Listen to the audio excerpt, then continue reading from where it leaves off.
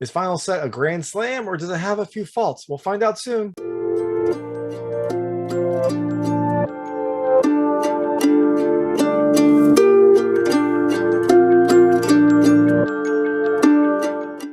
Hey everyone, this is David Stark from Watch or Pass, and I'm here to talk to you about Final Set, a French tennis drama that's available now on virtual cinema from Film Movement.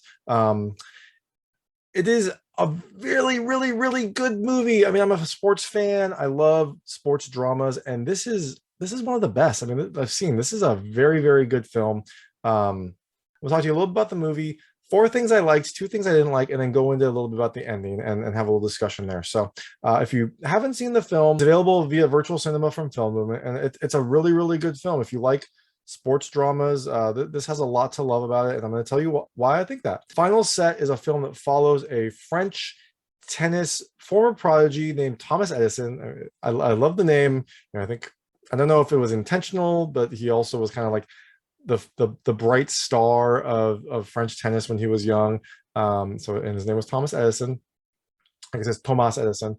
And his kind of career peaked when he was, I think, like 21. He was trying to qualify for the French Open, and he was in the French Open, I believe, and he was like one point away from reaching like the semifinals, which is a big feat and hadn't been done in a very long time. And he choked in that instance. He didn't make it, and that kind of was the height of his career. After that, he was never able to kind of reestablish himself, but he's still trying. And now he's 37.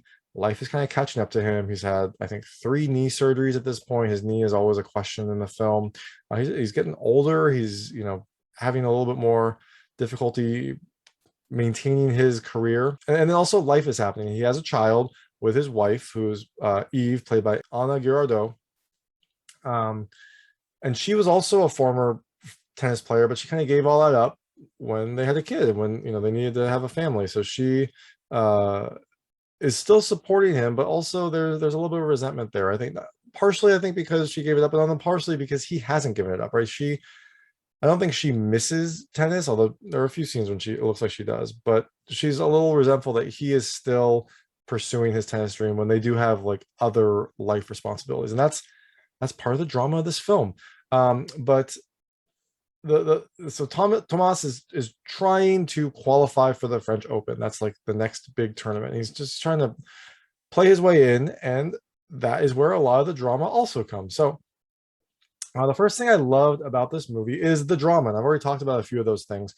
But the film has a really great sense of the various push and pull that happens in Tomas's life. I mean, he's trying to pursue his dream, so he's training and kind of fighting against his body. His body feels like it might be done with tennis. His knee has 3 surgeries, which is a lot, and it's always a question of whether or not he'll be able to recover his overall health. He's in good health, but he's 37, so it's tough for him to compete. It's tough for him to kind of reach the same form that he always had. He can't train as hard. It's tougher for him to recover. But then also there's drama in his own life. Like, there are multiple scenes where they're behind on their bills because he goes out and tries to compete in these tennis tournaments, and maybe he wins and takes home $5,000, but there's $4,000 of expenses in flying out, or I guess they're euros, or I think they're euros. Yeah, they're euros. But there's like €4,000 of expenses in like a trip and the registration and the equipment and the hotel.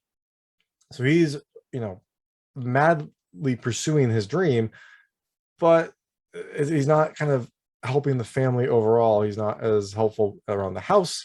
He has a job, but he can't do it as much because he's training and trying to be a tennis star. And there's a lot of really good dramatic moments in that. And then there's also the drama of the sport itself. The film is about Thomas trying to qualify for the French Open, and there are some ups and downs in that as well.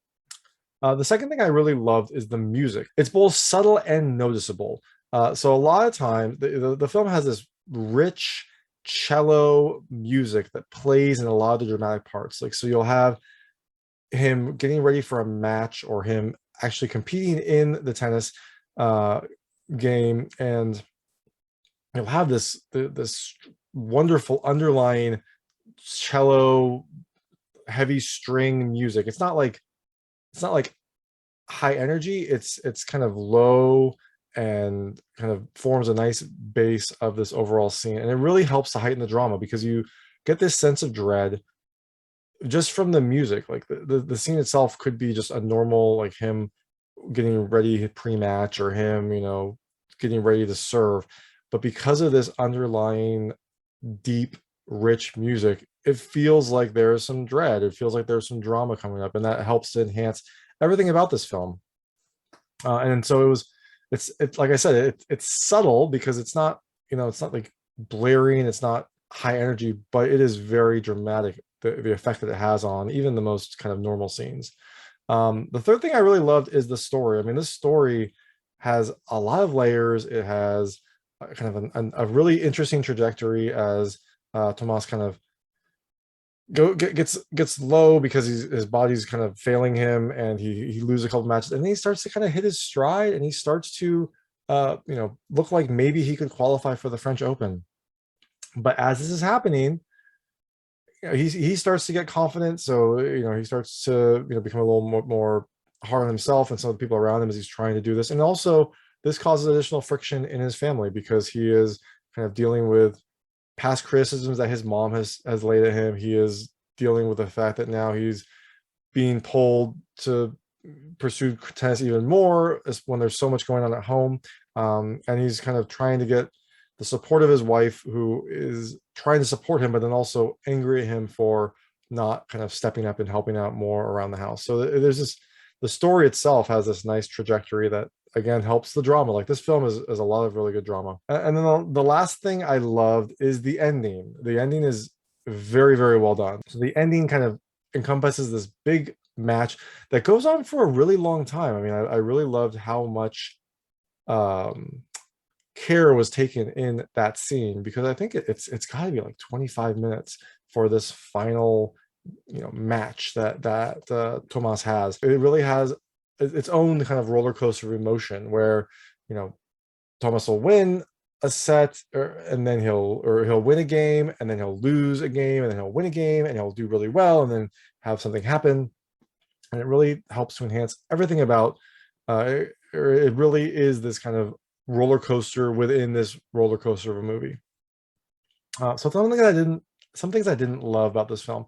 The first is some of the early tennis matches, they're kind of a little too cut. I mean, you'll have a match where maybe it'll just be going back and forth between the people playing, and that'd be fine if you were like watching the tennis happen, but it's more of just like you'll see the person's face and they'll swing a racket and they go, oh, and then you'll see the other person's face and they'll swing a racket and they go, oh, and then just kind of does that. So it kind of cuts. And you don't really get a good sense of how the match is going. And I think maybe these were cuts, or maybe they didn't really want to have a big, elaborate tennis match until the end. But it did make the early part seem low budget is a mean way to say it, but it did make it feel like it was a little bit too cut together, and they didn't actually have the budget or the time for the actual tennis, and so they just kind of jerry-rigged it for those early matches. Now, thankfully, the last match makes up for any of this.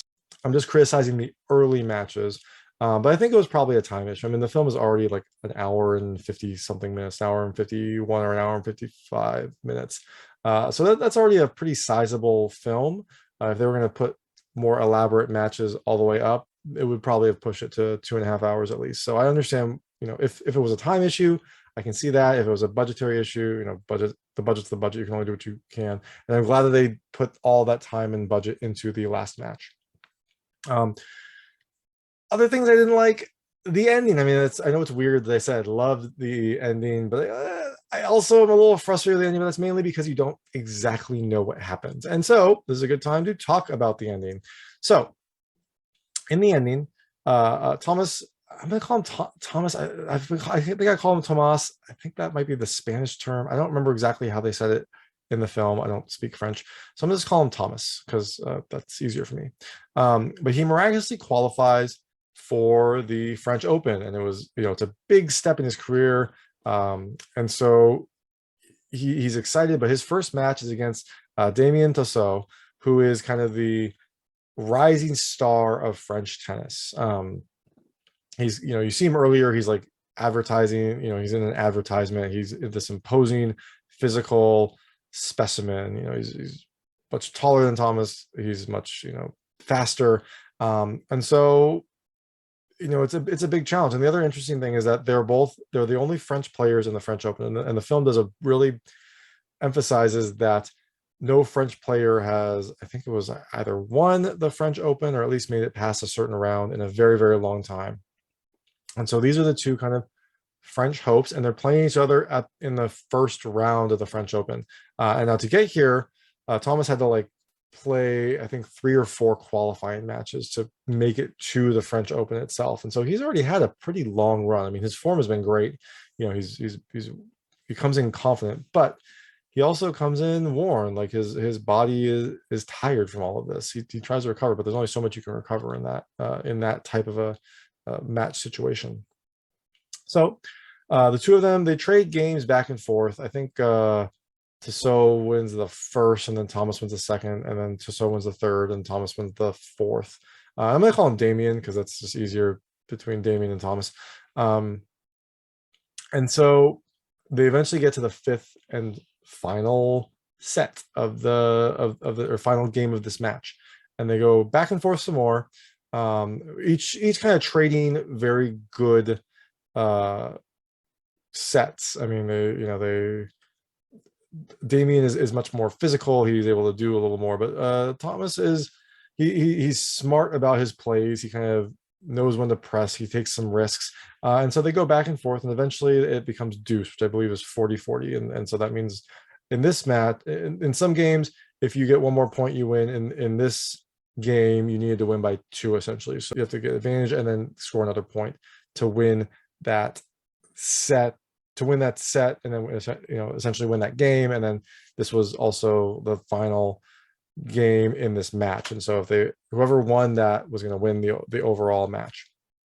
And so they go back and forth, and eventually it becomes match point, but neither of them can finish it. It's interesting. They kind of trade blows. And so Thomas will do something really great and get advantage. And then, he'll have a double fault, which is a big no if you're a tennis player, because that means you had 2 bad serves. And if there's anything you should be able to do if you're a tennis player, it's serve the ball. It's almost like a free throw in basketball. And so they just go back and forth. And it's interesting because Thomas will have a really good play, and then Damien would have a really good play as well. And he would have some really physical feats that kind of impress the crowd. And in this sequence, you see some of the crowd shift. I mean, they had been supporting Thomas, pretty universally. And early on, Damien had some, outbursts and some, frustrations that kind of paint him as the villain. But with these plays and seeing how physical he is, the crowd kind of starts to support him as well. And so it becomes a little bit more even in terms of the momentum and in terms of the overall game. And so it's deuce again, and they're volleying, and Thomas runs forward to keep a ball in play. And as he does that, he slides, and his knee and his ankle buckle. So he makes the play, so he gets advantage. He only needs one more point to win the set, to win the game, to win the match. But his knee and ankle buckle, and so he's on the ground. This is a recurring problem.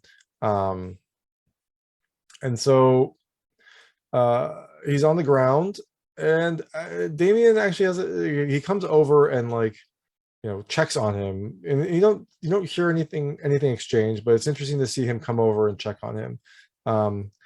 And he's on the ground, clearly in pain. The physio is checking him out, and the announcer comes over and kind of looks at him, and she goes up and is about ready to make the announcement that he can no longer play. And she starts to make it, and as she's making the announcement, Damien helps him up and hands him his racket.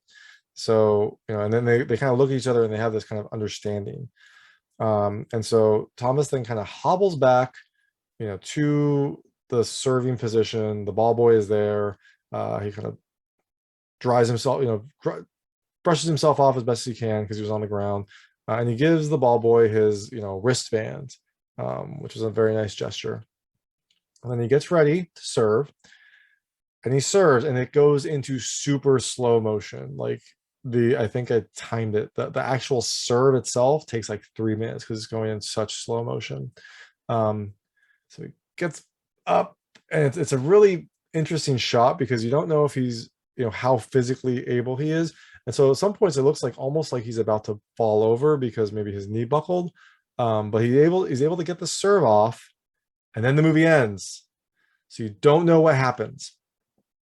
That's why I was frustrated with the ending, but also I kind of loved the ending.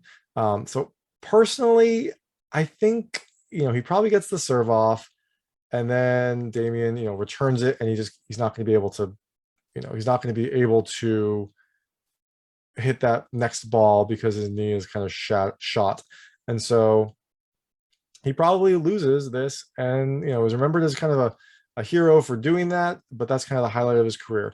And I guess there is also the option that maybe Damien kind of gets a sense of respect for him and just decides to like let him win this match and move on. But I kind of don't think that's the case. I mean, that would be kind of an a fairy tale sports ending. But Damien also is a competitor. He wants to progress, I assume. He has his own brand to build, and he also is young in his career and wants to kind of see how far he can go. So I imagine he probably wants to win this match.